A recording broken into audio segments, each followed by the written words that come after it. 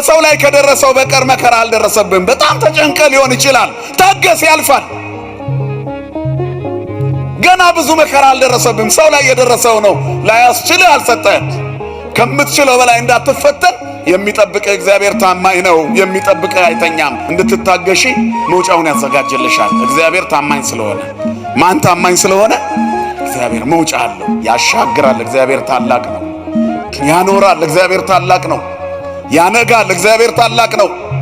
በድቅድቅ ጨለማ ውስጥ የሚደነቅ ብርሃን መስጠት ይችላል። ጨለማ በእርሱ ዘንድ ከቶ አይጨልምም።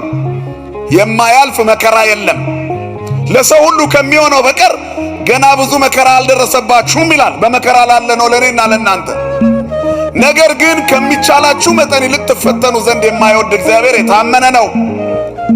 ትታገሱም ዘንድ እንድትችሉ ከፈተናው ጋር መውጫውን ያዘጋጅላችኋል ይላል። አሁን ካለብህ ችግር የመፍትሄው ባለቤት እግዚአብሔር ይበልጣል አይበልጥም? ይበልጣል። ለሰው የማንናገረው መከራ መሽገን ይዘን ቁጭ ብለናል። ሚያልፍ ስላልመሰለን ተጨንቀናል። በዚህ ምክንያት ነው በርካታ ሰዎች ራሳቸውን ለማጥፋት የሚሮጡት።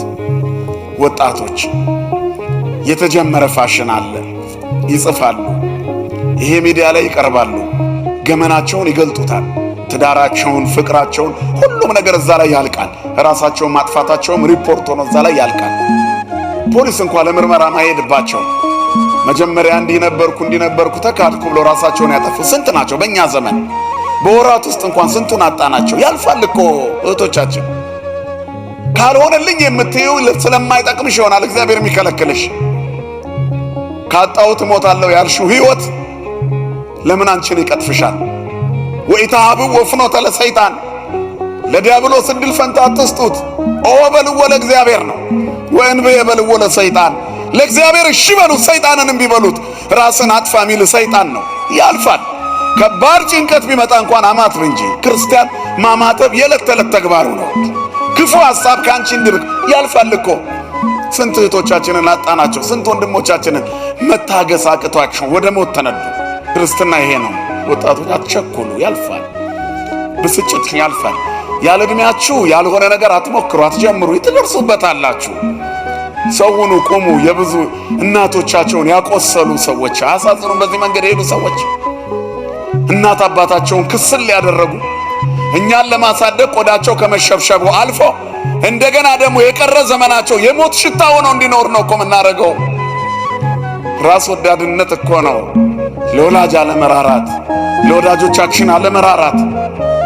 ሄዱ ብዙ ወንድሞቻችን በዚህ መንገድ አይደል? ምን ጥቅም ተገኘ? ረሳናቸው። ብዙ ፈተና ቢበዛም ከእግዚአብሔር አይበልጥም። ለሰው የማይቻል ለማን ይቻላል? ሁሉም ነገር በእግዚአብሔር ዓይን ቀላል ነው። ሁለተኛ ነገሥት ምዕራፍ 3 አንቺ የደረሰብሽ መከራ በሰው የደረሰ መከራ ነው።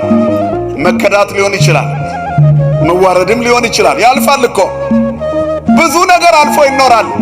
አይዟችሁ። ብዙ መከራ ቢወጥራችሁ ያልፋል። ትልቁ ችግር አለመታገስ ነው። ትዕግስት ትልቁን ኃጢአት ጸጥ ያደርጋል ይላል መጽሐፍ። ታገሱ፣ እግዚአብሔርን ተስፋ አድርጉ። እግዚአብሔር በወጀብና በአውሎ ነፋስ መካከል መንገድ አለው። ታማኝ አባት ነው።